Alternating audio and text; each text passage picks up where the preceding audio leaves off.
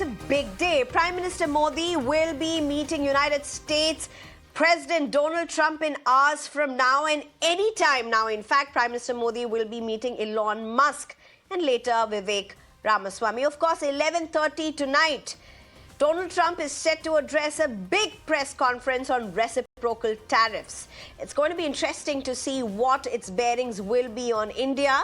And of course, it's a message to the world on what US's position on tariffs has been or instead will be.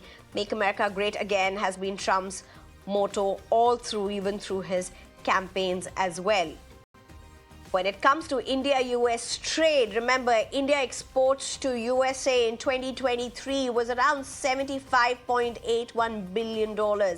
Textiles, pharmaceuticals, tech services, all of these were the principal exports for that matter. USA's exports to India in 2023 were around $40.12 billion. Minerals, fuels, pearls, machinery, all of this. We'll have to wait and see how the entire tariff policy, the announcements of Donald Trump, and of course the discourse that may eventually follow during the bilateral meets between Donald Trump and Prime Minister Modi and its bearings on what unfolds for India. Well, for now, let's shift our focus to Prime Minister Modi's meeting with Elon Musk. Not just the world's richest businessman. In fact, those are the live visuals of Elon Musk on your screen. Those are the visuals of Elon Musk on your screen. And I think I saw him. All right, we'll see what comes out of these visuals eventually, but these are the visuals initially coming in. I can see him. I think he's with his son as well, if I can see, or he has some children at least holding his hands and coming in. We'll have to see. Interesting optics there, Elon Musk. A lot that has been said on social media as well about Elon Musk being seen and picturized many times with his son, especially since he was made part of the government and Donald Trump, of course, was sworn in. And these are also interesting optics. A lot of people, particularly the Republicans, saying this is why they have voted Trump and the people close to him in terms of making America big again, bringing the family back into the optics. But that's for another day. We'll look into that closely. So Elon Musk there on your screens, ladies and gentlemen. In no time from now, we should be having the meeting with Prime Minister Modi as well as Elon Musk, the world's richest businessman, but also somebody who is now overseeing the Department of Government Efficiency in Trump government, weighing a considerable clout, of course, from Tesla to Starlink, satellite internet talks, SpaceX collaboration on India's space ambitions, of course, EV policies, import duties, and local manufacturing. These may be several aspects that really may get discussed.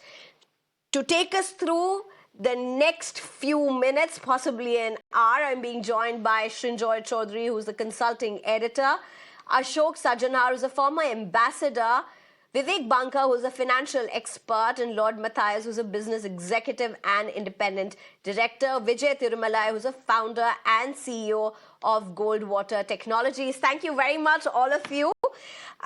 Interesting conversations to unfold over the next few minutes for that matter. But Ashok Sajjanhar, if I can come straight to you at this point, Ashok Sajjanhar, how different is what we are looking at over the next 2 to 3 hours? How significantly different, distinct, and important are the discourses and meetings going to happen right from the meeting with Elon Musk till Donald Trump? Yeah, thank you very much, Sneha. I think before Elon Musk, there's another individual who's come and called on Prime Minister Modi, and that is Mike Waltz. And he's the NSA. Now, Absolutely. Mike Waltz, in his own capacity, is a very important person, very significant person, because he was the co-chair of the India caucus in the House of Representatives, which means he knows India well. He understands the concerns and the interests of India very well. He is also, against terrorism. He is a Pakistan hawk. He is also a China hawk. So I think as far as those particular aspects are concerned, it is, there is going to be a great deal of synergy and great deal of understanding with Mike Waltz in the position that he's occupying. The second important aspect, possibly I could mention, Sneha, is that it is in the Biden administration, the whole initiative of ISET, Initiative for Critical and Emerging Technologies, was taken forward by Jack Sullivan. And he was the NSA. And it was, both Mike Waltz and Jake Sullivan, they had a very good equation with each other. And just in the final days before President Trump was to take over, there was, in the press club, there was a public meeting in which both of them were present, Mike Waltz as well as Jake Sullivan, and they were exchanging banters. They were exchanging light-hearted comments with each other. And which means that there was a complete transfer of what Jake Sullivan had been able to do over the last few years in terms of taking the ISET initiative forward. So whether it is in terms of semiconductor chips or it is in terms of transfer of technology or investment from the United States and India for manufacturing chips. So I think for all these reasons, this meeting, we can see, you are showing it now on your screens, the meeting with Mike Waltz and Prime Minister Modi. And then along with that is also very important, the meeting with Tulsi Gabbard that happened just after Prime Minister Modi landed last evening. I'm talking from the American time frame now, because there it is morning and last evening he would have landed there. So that was very important because she is the head of she's the director of the National Intelligence. 17 national agencies come under her. So that she is holding a very important position. So although she's not of Indian origin, but she's a Hindu and she also has been to India many times and also understands the concerns and interests of India as far as, global terrorism is concerned. And last word on Elon Musk, as you've said very correctly, he is possibly, without holding any government position, he is possibly the second most powerful person in the Trump administration. So he, carries a lot of clout and a lot of weight. And I think this meeting with him, and again with Vivek Ramaswamy, I think all these are very significant meetings. Mr. Trump is exposing all of them to Prime Minister Modi so that they can brief him and they can also there can be an exchange. To you, Sneha. That's interesting perspective. In fact, Vijay Tirumalai, let me get you in because you are in the United States, Vijay Tirumalai. You're also part of the Indian diaspora there. What's the feeling there? How is this meeting being looked at? You, of course, are with the AI ecosystem as well. You're with the startup ecosystem as well. So as Prime Minister Modi goes around meeting all of these leaders, particularly Elon Musk, that should be happening any moment from now if it's not already happening. What's the sense that you all are getting? Are there any expectations for you all at all? So, Sneha, absolutely. It's a pleasure to have be with you on the show. So the mood is very, very positive. In fact, a couple of my partners, colleagues are attending a India CEO get together tonight in DC with Modi, right, a closed door session.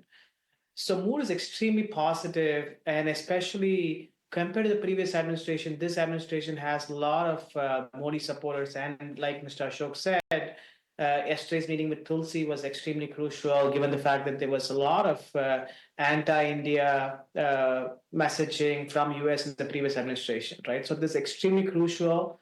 We have we know India, we don't have the India hawks like what it was last year, right? So very, very positive India supporters we have this time. What we expect is one is Modi ji basically on the policy front in terms of immigration, right? So that we expect that to be taken up, especially with the green card backlog, H-1B, which PM Modi himself told as well, right? Second is the security and the transfer of technology. Third, in the business front, what we expect is I'm sure you'd have noticed narrative, right? Everybody is turning anti-Tesla now. Europe to Canada is turning anti-Tesla. Canada, in fact, said there's going to be 100% tariff on Tesla cars. So I think this is going to be extremely crucial to set the tone because India is one of the largest markets, right? I mean, Tesla has never entered That's right. India. So post China, India can be the largest market, and this can in fact set Despite the a lot of tone. talks around it, even Elon Musk has spoken a lot about it, about even a more affordable version of a Tesla in India. Also, a lot has been spoken about it. Nothing of it has really happened, though. Absolutely, absolutely. So he, like you rightly said, Elon Musk has pointed about the affordable version, and he needs some fillip to actually boost the morale of the stock. Stock, in fact, corrected from 420 to right to all the way to 320 right now. So now it's gone up today. So he needs some fillip. India can provide that fillip, especially the anti-Tesla sentiment all around the globe in the last 2 months. That's actually a tipping point. So we expect some sort of a collaboration. In fact. I would. It's a great synergy because Tesla sets up some sort of a shop in India from factories. I don't expect the Chinese type gigafactories, but some sort of a assembly, etc., like a CKD nocturnal assembly that will provide a great fillip for the entire manufacturing story as well. It will also help Tesla's image. So that I'm expecting.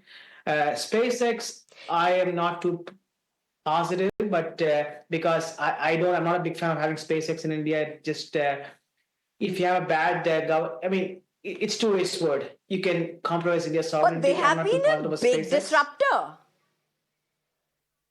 Yeah, but imagine if at least with Indian IP Indian providers, you have something under their control. With SpaceX, you can just point your fist to the sky. Nothing, you can do nothing. There's writing, etc. So SpaceX, I'm okay. I think Okay.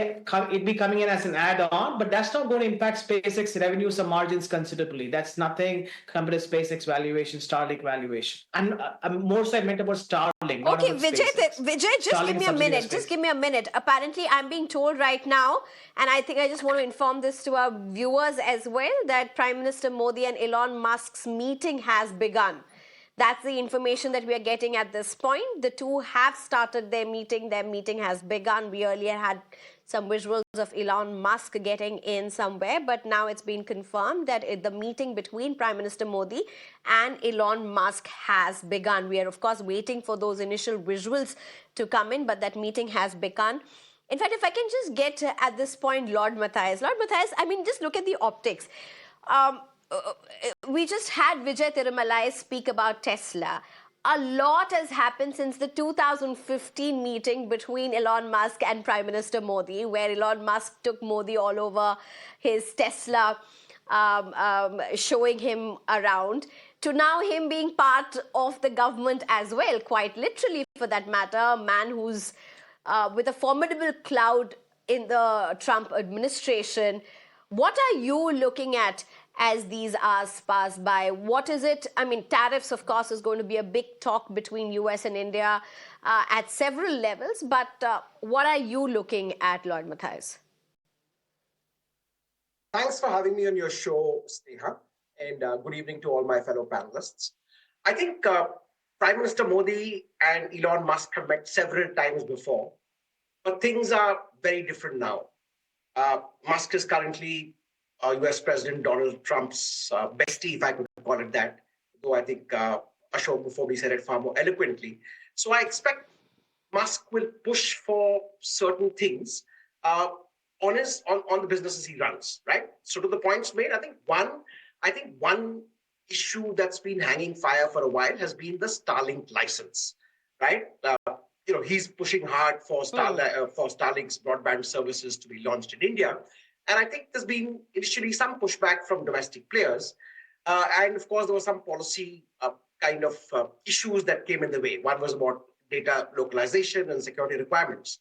I think that have been met now. So I think clearly that's going to be one thing that Elon Musk is going to have on the agenda. I think the other clearly is a discussion around Tesla. And we've had this whole dance about Tesla for about 2 or 3 years now. But given the fact that, let's say, Tesla has faced headwinds, both in terms of its stock, but more importantly, in large parts of the world, and the fact that the EV race, China is pulling ahead, I think India will be the last bastion where hopefully a Tesla launch would mean something for Tesla stock, for Tesla shareholders, but more importantly, also for the whole space in India, given our focus on clean energy. So I think that would be a big one. Though, of course, right now, the big challenge is the huge tariffs, which obviously Musk will push hard for bringing down. And given that it's going to be part of a larger conversation with President Trump. But most specifically, I think India might want to give some concessions on the back of attempted manufacture.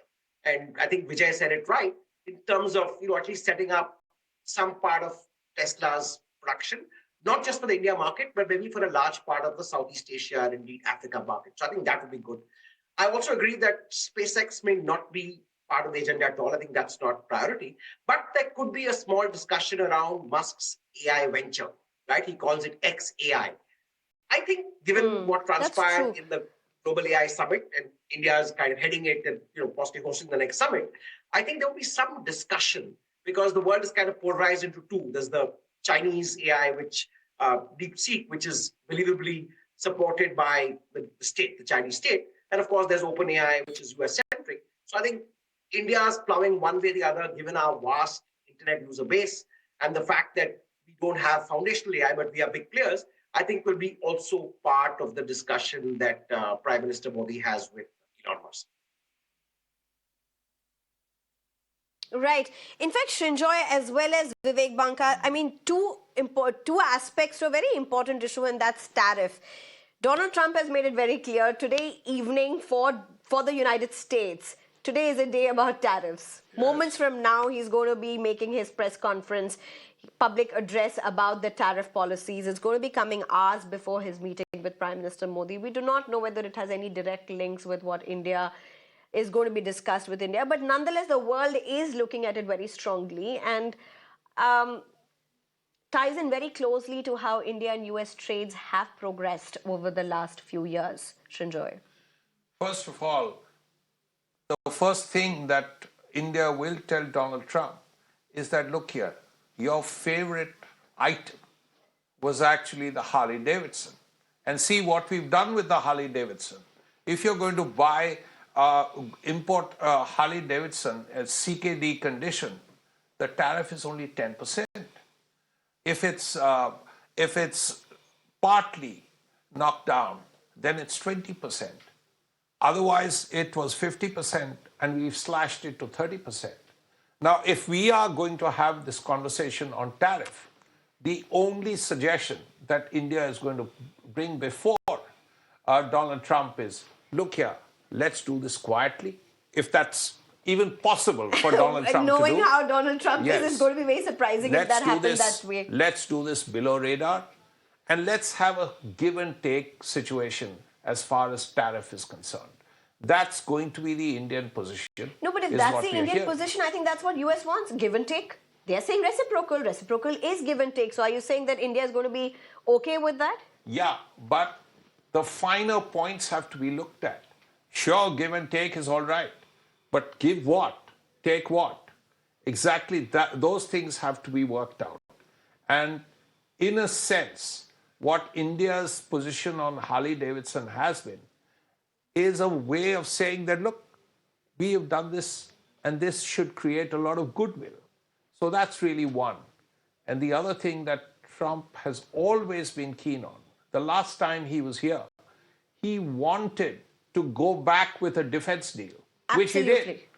And now this time, what we are hearing, that there are two defense deals which are ready to be announced. One for the Javelin anti-tank missiles, and the other for the Stryker armored vehicle. But the point here is that the Indian position will be kept in mind because both will be manufactured in India. Both General Dynamics for Stryker will be setting up factories here, and also Lockheed Martin and Raytheon will be doing their thing for the missile in India. So India will have its Atmanirbharata, and the army will get the weapons that it needs, and America won't be able to say, oh, you buy all your weapons come from France and Russia and Israel and so forth. India can turn around and say, well, Here you are. We've just bought the Javelin. We've just bought the Striker. The Predator, which is a $3.9 billion deal, has already been signed. Right. So India Okay. is in a good position on all this. Well, if you are saying about the defense deals, but if I can get it, Vivek Banka at this point. Vivek Banka, in fact, tariffs also tie in very closely to all of these deals, because if manufacturing and Atmanirbharta is a very big deal for India, for United States manufacturing and getting back its manufacturing to what it was at one point is also a very big agenda. It's very much part of Make America Big Again. So can the two really go together? How are the two likely to walk this road, considering reciprocal tariffs is going to be a big deal breaker or a deal maker? We'll have to see this. Before we just come to you, Vivek Banka, very quick update. The meeting between Elon Musk as well as Prime Minister Modi is over. That meeting has finished. So I think it's lasted around 10 to 15 minutes. That meeting is over. That's confirmed for now. We're waiting for the visuals to come in right now. But Vivek Banka, over to you. Yes, thanks a lot for having me. I would like to take a step back and try to explain you. I think we domestically are making a big thing about the tariffs. Of course, it's big for us. From a US perspective, if you see, China has around $290 billion of trade surplus with China, with the US, while India has approximately almost around only $40 billion. So a lot of what we see in front of us is a mixture of economics and a lot of optics as well. And over the next few weeks, I think the US also needs to establish its presence as a dominant force. If you see over the last 12 to 15 months, the BRICS nations have tried to do a lot of de-dollarization, and a lot of trades are happening outside of the dollar. So the US wants to, with one shot, fulfill two objectives. One is ensure that their economic position improves, their debt position improves. Secondly, they are able to establish themselves as a global superpower. Coming to India, I think despite the fact that tariffs are a big concern, US is India's biggest trade partner, the biggest trade surplus for India. It is important for India to walk a very fine line while ensuring that the tariffs do not hurt them, and at the same time, in relative terms, which is with China, Mexico, Canada, etc., they are a step ahead. Because while we look at independently India versus US, we have to also see US versus the rest of the world. I would like to remind everybody about the theory of relativity, that despite the fact that India might in the short term be hit with these tariffs, if these tariffs are worse for other countries, India might actually come out much stronger. That's interesting. Ambassador Ashok Sajjanhar, if I can get you in at this point to what Vivek Banka spoke, as well as other panelists spoke. I mean, there's also this equation between Donald Trump and Prime Minister Modi that's been spoken of a lot. The way the two interact, the way the two speak. There are several words that are used for the two together. I'll go the most conservative way and say a bonhomie of sorts. But how is this likely to play off at a time when the world is quite jittery, considering how Donald Trump has been playing out from his notebook?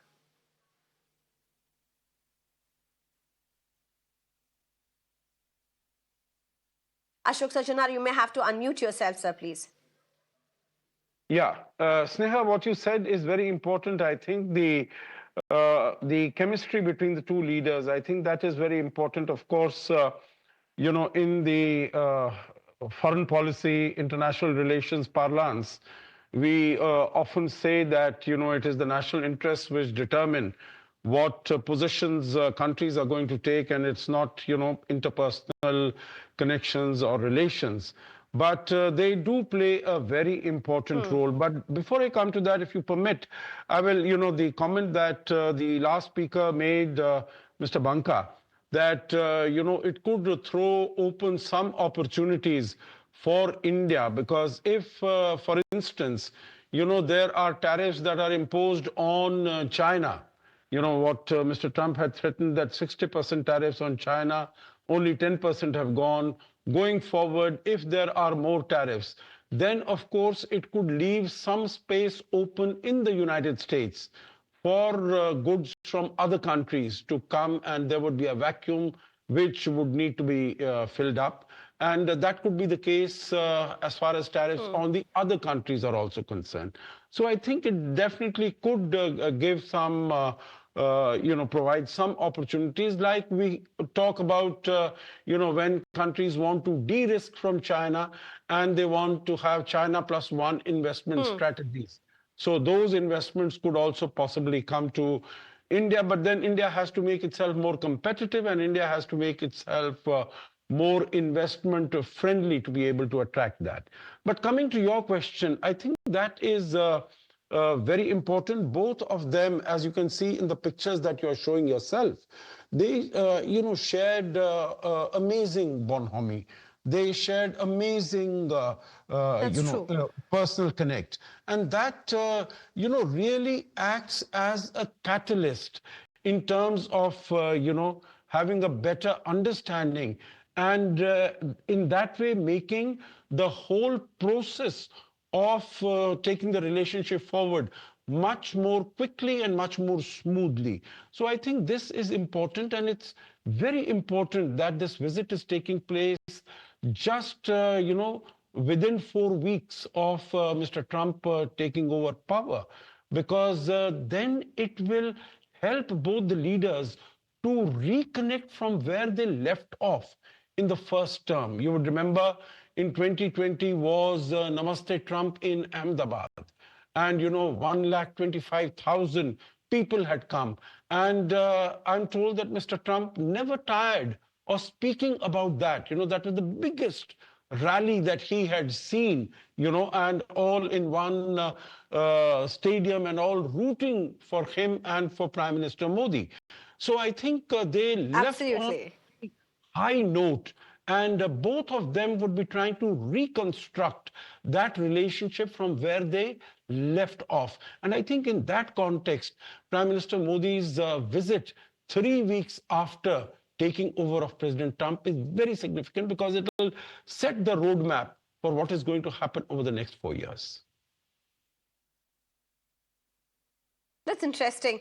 Vijay Tirumala, if I can get you in, Vijay Tirumala, even as Ashok Sajjanhar was talking about where they left off, there was also a lot that was being spoken about by the Indian diaspora about the very strong connect, not only between the two countries, but also between the two administrations.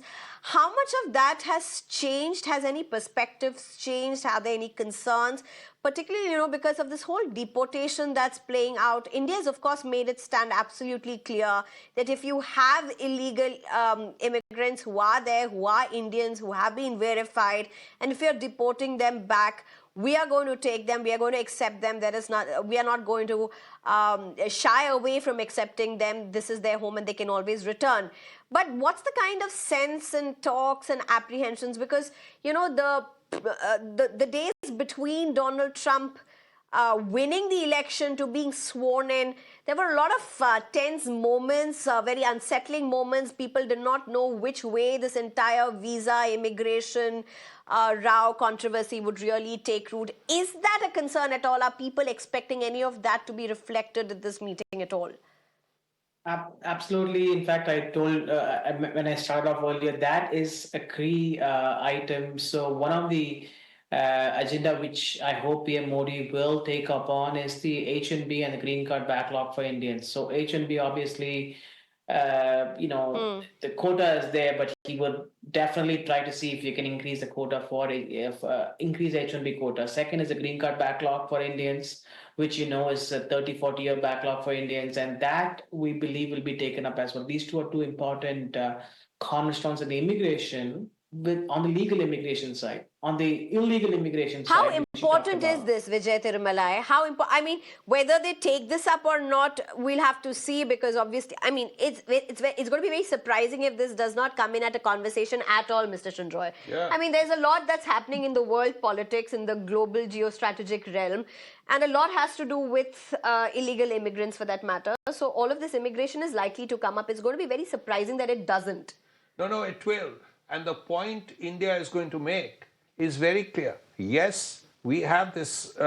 We have to sort out illegal immigration. Of course, don't send people back in handcuffed and all that. Absolutely. And that's something that the opposition has also demanded. But just make sure that this illegal immigration problem does not cast a shadow on normal visas, on students going to America, on people going there to work on H-1B. We should keep these two problems, these two issues separate. That's the point that is going to be made very clearly.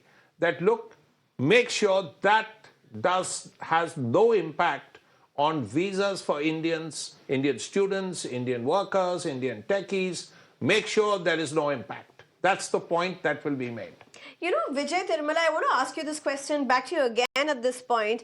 Is there anything that is more relevant than this? I mean, there are so many other aspects that we all are discussing that may be part of the bilateral talks between different leaders with Prime Minister Modi. But is there anything else that kind of surpasses this for the diaspora, for the Indians who are in US, also Indians back home? Is there anything else that's more important possibly than this? Because this is, you know, of course, something that has direct bearings to people who are living there or living in India for that matter and aspire to be in the United States. Yeah, like Mrs. Sinjoy said, right? So completely, I didn't get a chance to complete the earlier point, right? So on the illegal immigration side, what the stance we are taking is absolutely correct. Especially, I mean, treating them with more respect, that's one thing. But apart from the stance we're taking, that we'll take on board all the illegal immigrants and make sure they are sent back on the next flight. It's absolutely correct. So we're not making any altercations there.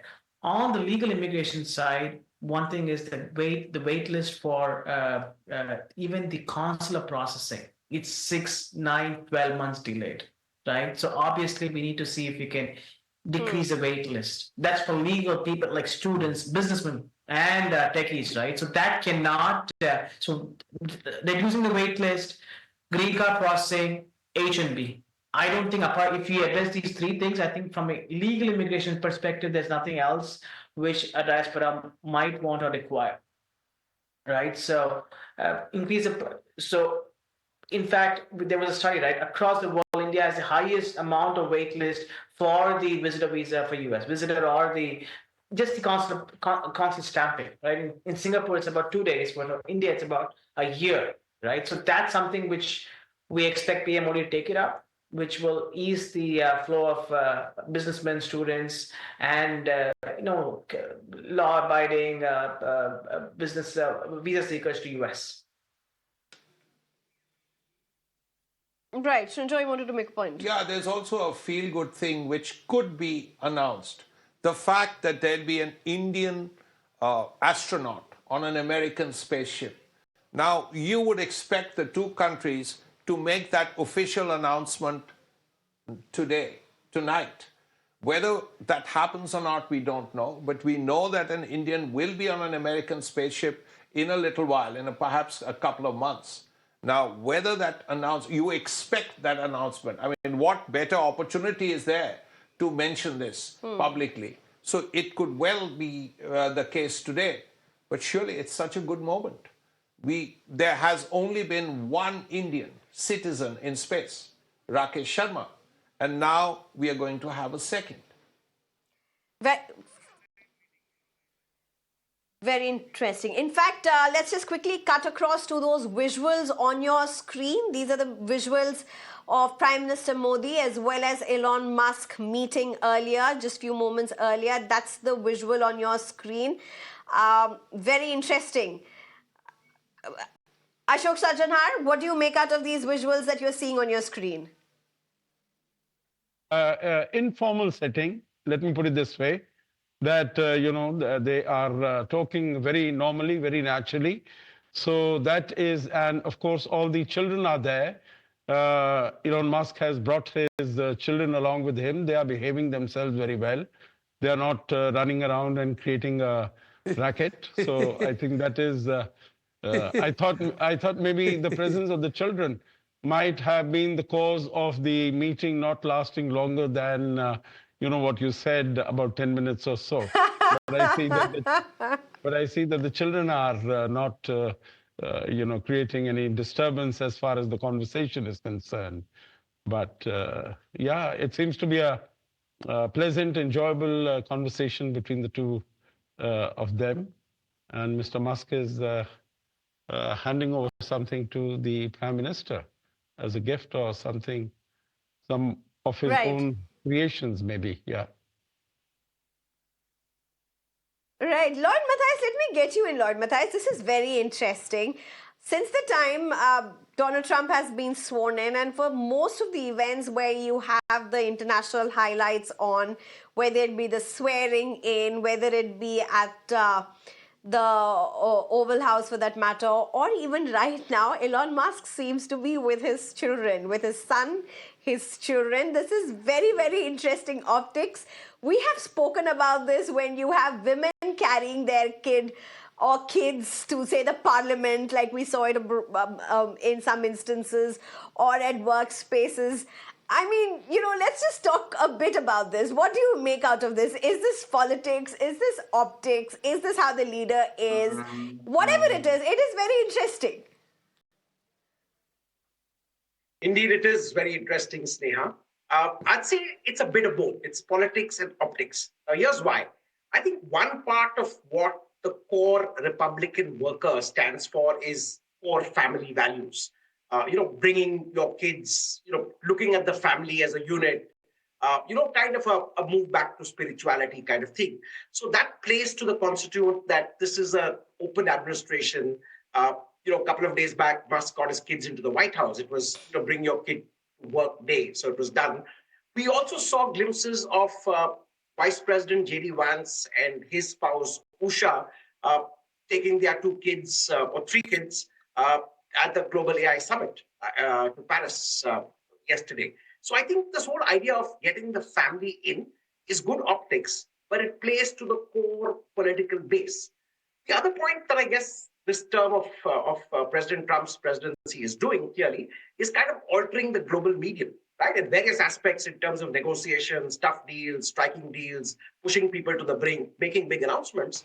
But it's also now suddenly changing the whole table of diplomacy from, people in formal suits and, kind of exchanging very pre-written scripts to a far more casual, kids on the table situation, which is a big, big difference. And maybe Ambassador Ashok has a point of view, but this possibly changes the language of diplomacy like it has never happened before. And I guess this is one more of, Trump's legacies in the making.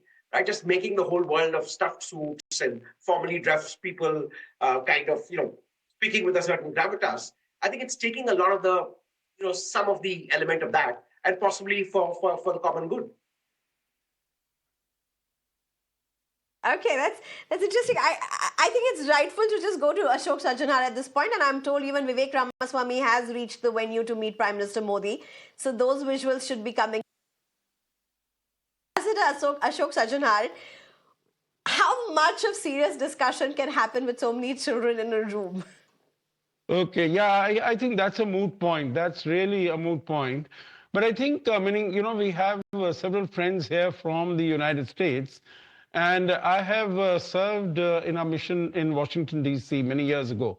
And you know what really, meaning, and I went there from Europe, and I came back to Europe, I came back to Brussels.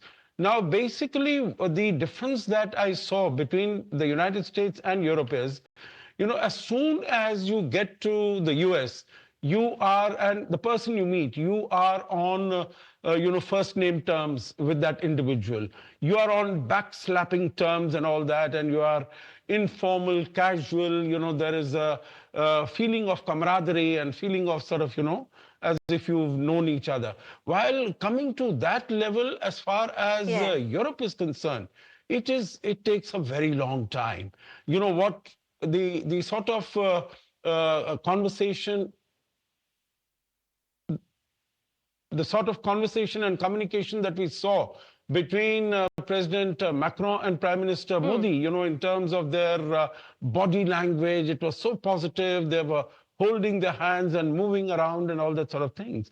I think that sort of a relationship in Europe, in that environment, you could call it pinstripe suits as far as diplomats are concerned, or, stuffy sort of, individuals, but it will take them a long time to come to that sort of, personal equation and personal relations.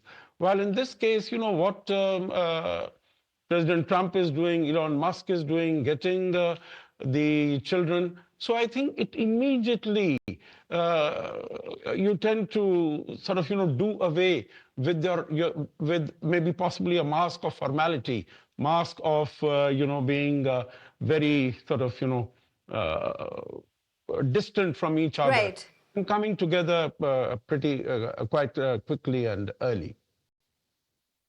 Sneha. Right, absolutely. Very quickly at this point, to you, Vijay Tirumala, I'm coming to you for the first time since these visuals came in. Very quickly, a minute or two maybe.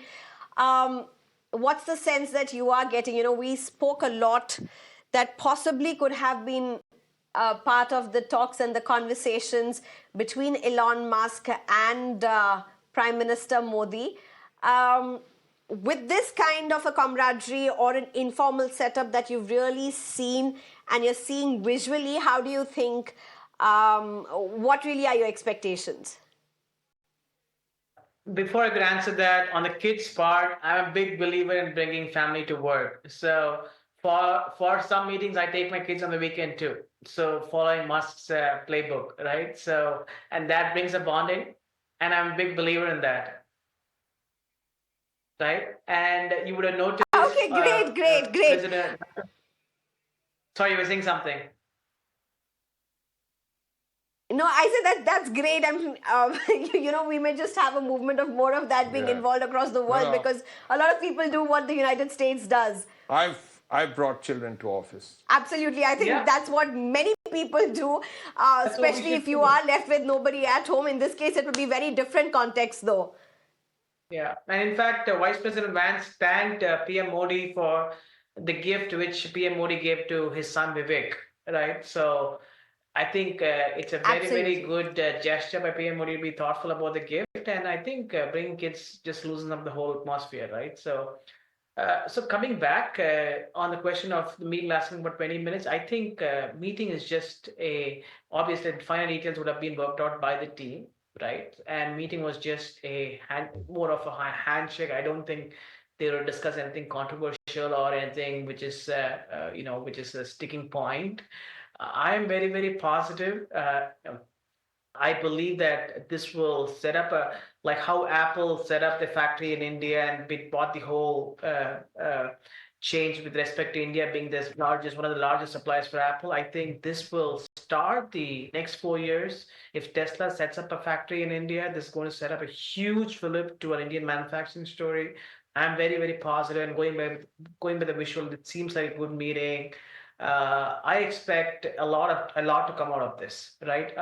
And on the tariff front, it's not that we export a whole lot of US, and like other panelists were saying, right, it's relative. It's not that we export a whole lot of US. One thing of concern is pharmaceuticals, right? So that's something which we need to think about, but that's again lesser compared to China and India. US might have India as a partner as opposed to China, so that even that way I'm not very concerned. So all in all, I think it'll be a very productive next 1-2 days, and I'm very positive about what's going to happen. Okay, Vivek Banka, I believe you've been wanting to share something. Please go ahead.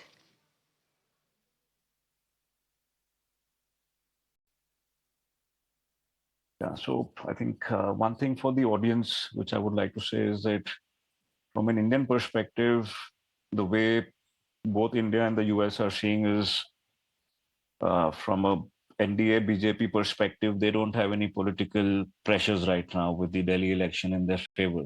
The same with Donald Trump. He's come with a massive mandate. I think from India's perspective, they would be happy with losing the battle but winning the war.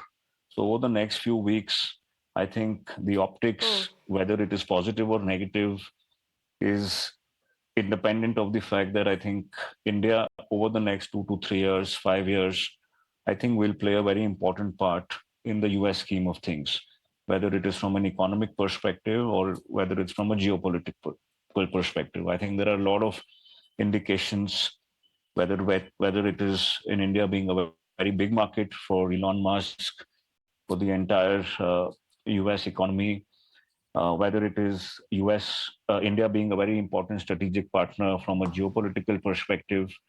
I think India would be happy to lose the battle but win the war over the next few months. Optics is very different from reality. And irrespective of what we see over the next few days, I think the next 3 5 years is a big opportunity for India to take a leap in U.S.-India relationships, and even from a financial market perspective, there are a lot of things which are happening. A lot of economies, geographies are trying to stamp their dominance, whether it's the U.S. dollar, whether it's the BRICS currencies. It's very difficult to predict what will happen over the next 6 12 months. Central banks all over the world are buying gold like there's no tomorrow. So we don't know what will take shape over the next few months. My personal belief is that a lot of what the US is doing is optics to ensure that they get a better negotiation pie from the other party. And I think the end result will be much more simpler than what they are trying to show. But end of it, I think the world will experience a paradigm shift over the next 6 12 months. Absolutely. These are the visuals that have come in right now. And as I said earlier, Vivek Ramaswamy has already reached the venue to meet Prime Minister Modi. We'll have to see how that goes out, pans out. We'll have to see what visuals emerge of that. But thank you very much to our panelists for joining us. Srinjoy Chaudhary, thank you very much for your time. Ashok Sajjanhar, thank you very much. Vivek Banka, Lord Matthias, thank you very much for your time. And Vijay Thirumalai, thank you very much. It's been an interesting visuals coming out also. And I'm sure the world would be talking about all of that. And hopefully we'll be seeing more children at workspaces. That could be one take from that as well. Thank you very much. Time for a very short break. Do join us at 11:30 as we bring you all